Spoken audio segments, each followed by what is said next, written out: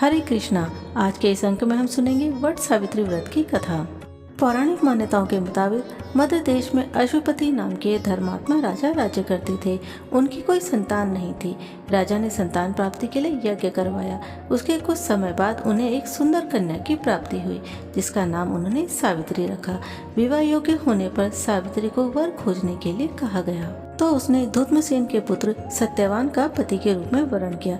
यह बात जब नारद जी को मालूम हुई तो उन्होंने राजा अशुपति को काफी समझाया और बताया कि सत्यवान अल्पायु है, 1 वर्ष के पश्चात ही उसकी मृत्यु हो जाएगी।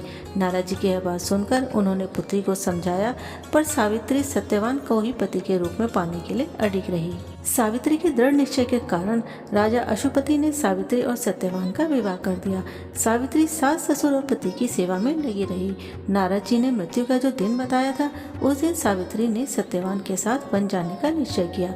वन में सत्यवान जो ही पेड़ पर चढ़ने लगा, उसके सिर में असहनीय पीड़ा होने लगी। वह सावित्री की गोद में अपना सिर रखकर लेट गया। थोड़ी देर बाद सावित्री ने देखा कि अनेकों दूतों के साथ हाथ में पाश लिए यमराज खड़े हैं। यमराज सत्यवान के अंगों प्रमाण जीव को लेकर दक्षिण दिशा की ओर चल दिए। सावित्री भी यमराज जी के पीछे पीछे चल पड़ी। सावित्री को आता देख यमराज जी ने कहा, हे पतिव्रता स्त्री, जहाँ तक मनुष्य साथ दे सकता है तुमने अपने पति का साथ दे दिया, अब तुम लौट जाओ। सावित्री ने कहा, जहाँ तक मेरे पति जाएंगे वहाँ तक मुझे जाना चाहिए, ऐसा सनातन धर्म का सत्य है। यमराज ने सावित्री के ऐसे वचन सुनकर वर मांगने के लिए कहा। सावित्री ने कहा, मेरे सास ससुर अंधे हैं, उन्हें नेत्र ज्योति दें। यमराज ने कहा, तथास्तु कहकर उसे लौट जाने के लिए कहा, परंतु सावित्री उसी प्रकार यमराज के पीछे पीछे चलती रही। यमराज ने उसे पुनः वर मांगने के लिए कहा। सावित्री ने वर मांगा, मेरे ससुर का खोया हुआ राज्य उन्हें वापस मिल जाए। यमराज ने कहा, तथास्तु ये कहकर उसे लौट जाने के लिए कहा, परंतु सावित्री अडिग रही। सावित्री की पति भक्ति व निष्ठा देखकर यमराज जी पिघल गए और उन्होंने उसे एक और वर मांगने के लिए कहा। ऐसा सुनकर सावित्री ने वर मांगा, मैं सत्यवान के पुत्रों की माँ बनना चाहती हूँ, कृपा कर मुझे यह वरदान दे।